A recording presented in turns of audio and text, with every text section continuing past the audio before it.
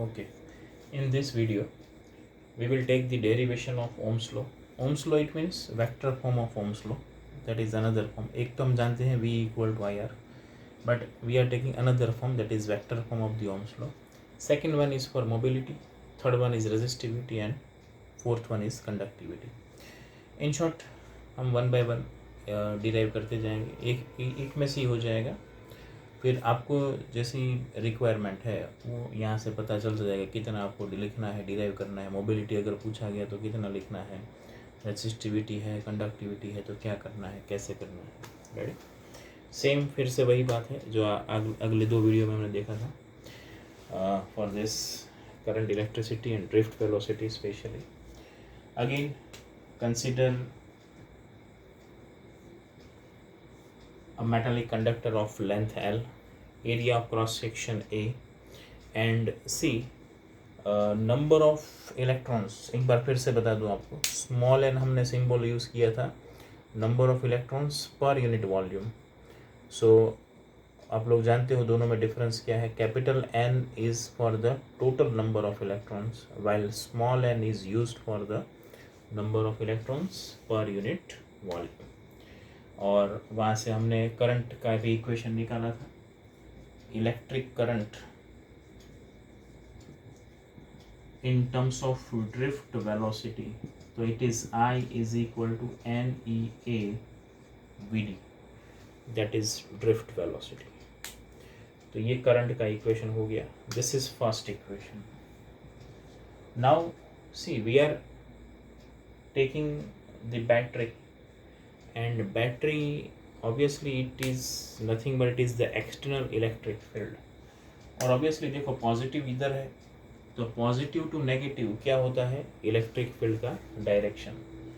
So here electric field और external electric field is from positive to negative. So force acting, the force acting on each electron,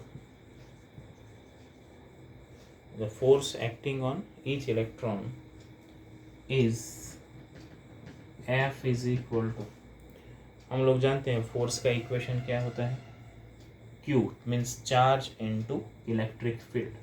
Here we are taking the charge of electron because we are taking the force on the electron, and E is the electric field. अब potential difference है यहाँ पे V, length of the conductor is L, so we can write V by L. ये relation हम लोग जानते हैं, potential per unit length, potential difference per unit length. तो ये हो गया यहाँ पे. तो V by L actually it is the formula of electric field. ये हम लोग जानते हैं, सेकेंड चैप्टर में हमने डिस्कस किया है. So E is equal to minus dV by dr, ये आप लोग जानते हो. That is the relation between E and V, means electric field and electric potential.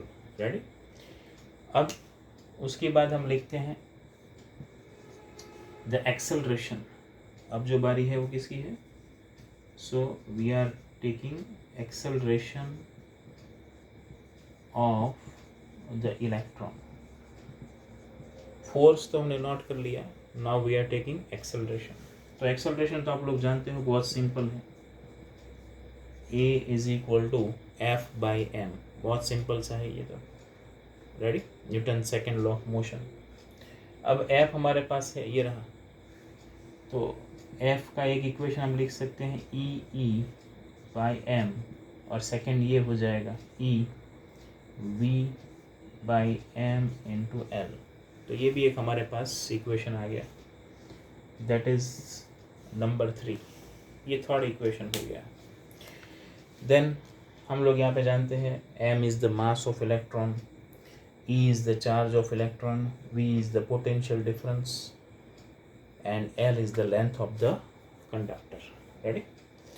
Okay, अब हम ड्रिफ्ट वेलोसिटी के बारे में तो जानते हैं, हमने पहले ही उसके पहले वीडियो में ही डिराइव कर लिया था कि क्या है ड्रिफ्ट वेलोसिटी. तो ड्रिफ्ट वेलोसिटी का इक्वेशन हमारे पास है, drift velocity VD is equal to a into tau, v d equal to a into tau. तो ये हमारे पास इक्वेशन है। अब एक्सेलरेशन हमारे पास है from third equation, we can write this v d equal to e by m into tau. तो see this is, ये इक्वेशन हमने सब्सटीट्यूट किया है यहाँ पे, this e by m which is equal to acceleration. So v d is equal to e by m into tau. Okay, अब हम क्या करेंगे नेक्स्ट स्टेप में, तो हम यहाँ पे एक रेशियो ले रहे हैं, v D divided by E को हमने डिवाइड में ले लिया है, इलेक्ट्रिक फील्ड। इट मीन्स आप लोग इसको ऐसा भी बोल सकते हो कि drift velocity ready imparted to an electron ready by external electric field, drift velocity imparted to an electron ready by the electric field, drift velocity imparted to the electrons by the electric field by the battery is called mobility. इसको हमने क्या बोला है, mobility. Mu is the symbol for the mobility. तो देखो हम सोचेंगे कि भाई वी डी बाई ई हमने मोबिलिटी लिखा है, आप लोग ऐसा भी लिख सकते हो कि ई टाउ बाई एम, वो भी एक इक्वेशन हो जाएगा उसका। तो आप लोग ऐसा भी लिख सकते हो कि mu is equal to e tau by m, this is also mobility, ये भी मोबिलिटी हम बोल सकते हैं। And see it is a constant, ये कांस्टेंट है, mobility is a constant and it is also known as the mobility of electron. इसको क्या बोला गया है, मोबिलिटी ऑफ इलेक्ट्रॉन। एक बार फिर से बता दूं आपको क्या होगा कि mobility of an electron is equal to, mobility of electron is equal to the drift velocity imparted to the electrons by the electric field is called mobility. Ready? Okay. अब क्या करेंगे हम इसमें आगे, तो हमारे पास ऑलरेडी एक इक्वेशन है, जैसे कि ये तो एक हो गया यहाँ पे, इसको हम फोर्थ इक्वेशन बोल देते हैं, this is fourth equation. Ready? अब हम क्या करेंगे, तो हमारे पास इलेक्ट्रिक करंट का इक्वेशन है, now I is equal to n e a v d, ये रहा फर्स्ट इक्वेशन। अब वी डी हमारे पास है तो वो यहाँ पे सब्स्टिट्यूट कर देते हैं, n e e by m into tau. देखो ये वी डी का वैल्यू हमने यहाँ पे सब्स्टिट्यूट कर दिया है। अब ई हमने लिखा है electric field is equal to what, potential upon length, तो वो भी यहाँ पे रख देते हैं। तो ये e into e, small e into small e, तो n e square a tau by m, n e square a tau by m, और ई इलेक्ट्रिक फील्ड हम क्या लिखेंगे, v upon l, this V by L, okay? Yes. अब देखो यहाँ से थोड़ा आगे जाते हैं। अब V I ये हमें कुछ दिखा सकता है, यहाँ पे मिल सकता है हमें, लेकिन थोड़ा सा उसको अरेंज कर देते हैं हम लोग पहले। तो V को सब्जेक्ट लेते हैं, so V is equal to, if we take V potential difference as a subject, तो देखो ऐसा कुछ हो जाएगा, M इंटू एल, I तो ऑलरेडी है यहाँ पे, रेडी, I यहाँ पे है, और थोड़ा सा इसको मैं अच्छे से अरेंज कर देता हूँ। देखो I पहले लिखते हैं, V as it is, ready, V को हमने सब्जेक्ट लिया है, M इंटू एल यहाँ पे I के साथ मल्टीप्लाई होगा, तो I M into l divided by n e square a tau, n e square tau और ए को मैंने थोड़ा सा अलग लिखा है वहाँ पे, क्यों लिखा अभी पता चल जाएगा। सो N e square tau a. Okay, अब इसको हम कंपेयर करते हैं ओम्स लॉ के साथ। Compare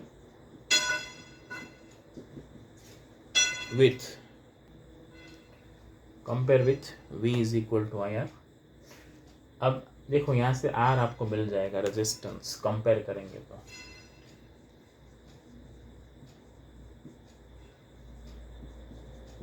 resistance R is equal to M N E square tau L by A। अब देखो रेजिस्टेंस का फॉर्मूला भी हम लोग जानते हैं कि here R is equal to rho L upon A। तो देखो ये कंपेयर करने से भी थोड़ा बेनिफिट मिल जाएगा हमें। डायरेक्टली ये दोनों को कंपेयर करेंगे तो क्या हो जाएगा, तो कि भाई where rho is equal to M upon N E square tau. देखो डायरेक्ट हम कंपेयर कर लेंगे तो क्या हो जाएगा, रो इक्वल टू दिस, ये क्या हो जाएगा, resistivity. This is called resistivity. Now reciprocal of resistivity is called conductivity. So sigma is equal to 1 upon rho. This sigma is conductivity. Sigma is called conductivity of the conductor. इसका reciprocal इसका मतलब है n e square tau by m। तो देखो ये conductivity आ गया, ये resistivity है, रेजिस्टेंस का भी फार्मूला आ गया है, ये कंपेयर किया हमने ओम्स लॉ से तो वो भी हमें मिल गया यहाँ पे। ओके, तो यहाँ से भी हमें एक अलग सा फॉर्म मिल गया है। अब देखो ये जो है sigma is equal to n e square tau by m, तो इसका मतलब है अगर हम यहाँ पे सिग्मा ले तो ये पॉसिबल भी है कि हम इसको अलग तरीके से भी लिख सकते हैं। बिकॉज देखो आई और आई बाई ए को हम क्या लिख सकते हैं, करंट डेंसिटी भी लिख सकते हैं। वी बाई एल क्या हो जाएगा, तो इलेक्ट्रिक फील्ड हो जाएगा। और रेस्ट ऑफ द क्वांटिटीज़ क्या है, तो सिग्मा है। तो उसको भी थोड़ा अरेंज करके हम लिख देते हैं। ठीक है, पहले आप देख लो पूरा बोर्ड, देखो हमने उसमें पहले करंट का इक्वेशन लिया, force, then acceleration, drift velocity, mobility, now resistance, resistivity and conductivity, and now we are taking this equation in terms of current density and electric field। Ready? Okay, अब इतना part मैंने rough कर दिया है थोड़ा। देखो अब यही इक्वेशन को हम थोड़ा सा आगे ले जाते हैं। Here V is equal to I m l divided by n e square tau a. Okay, अब पहले तो हमें सिग्मा के फॉर्म में लेके आना है। तो सिग्मा क्या है, n e square tau by M.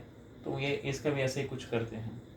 देखो V बाई एल, हम L को क्या कर रहे हैं, डिवाइड में ले रहे हैं, into n e square tau by m, here I upon ए।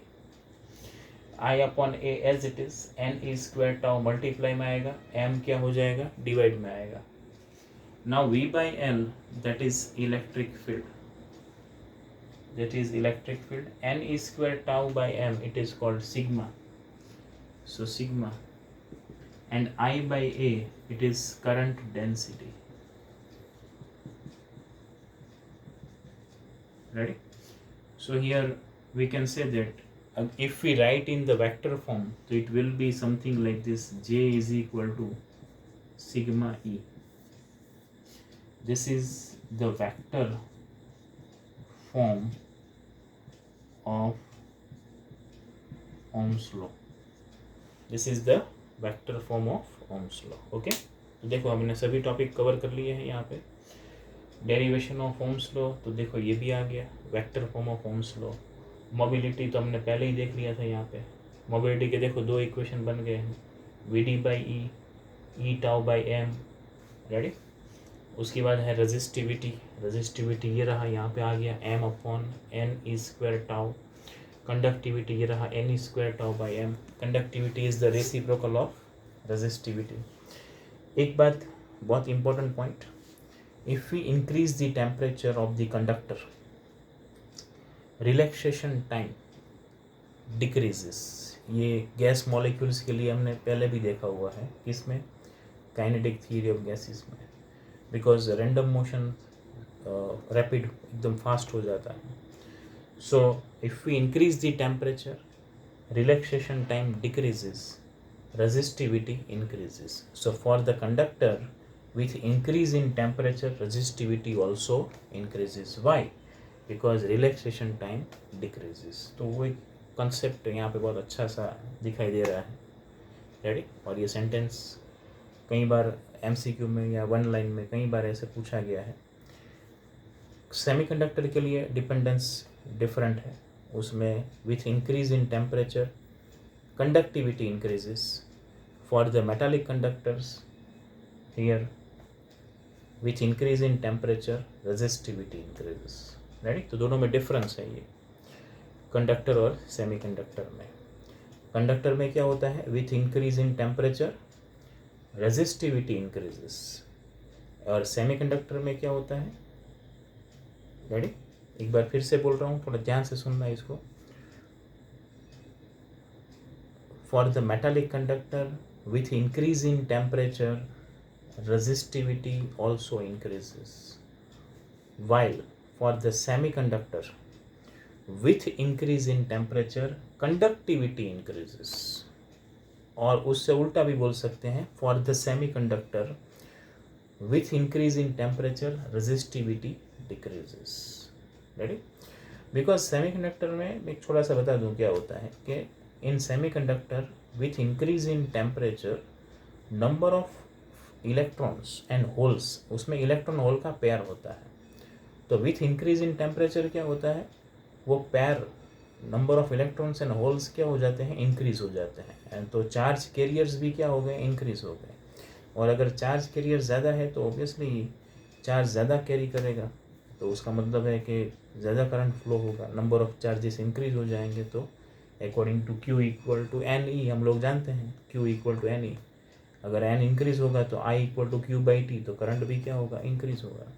तो ऐसी बात है यहाँ पे। लेकिन हम ये डिस्कस किसके लिए कर रहे हैं, मेटालिक कंडक्टर के लिए कर रहे हैं। और मेटालिक कंडक्टर के लिए क्या होगा, दो with increase in temperature, for the metallic conductor with increase in temperature relaxation time decreases, that's why resistivity increases. Okay, so that is, I think ये काफ़ी अच्छा कवर हो गया है। इसमें स्क्रीनशॉट लेना है तो ले लेना। इसके पहले वाला जो यहाँ से रफ किया है वो भी आप लोग उस टाइम पे पोज करके आप लोग ये स्क्रीनशॉट ले सकते हो। बहुत अच्छा सा डेरिवेशन है। जो पूछा जाता है उतना वहाँ, अगर मोबिलिटी पूछा गया है तो वहाँ तक नोट करना है। अगर आपको रेजिस्टिविटी का पूछा जाए तो देखो यहाँ से स्टार्ट करो तो भी चलेगा, यहाँ से स्टार्ट करो, ये ख़त्म कर दो यहाँ पे। अगर vector form of Ohm's law पूछा गया है तो भी यहाँ से स्टार्ट करो, यहाँ पे ख़त्म करो, इजीली आ जाएगा। ठीक है, ओके, थैंक यू।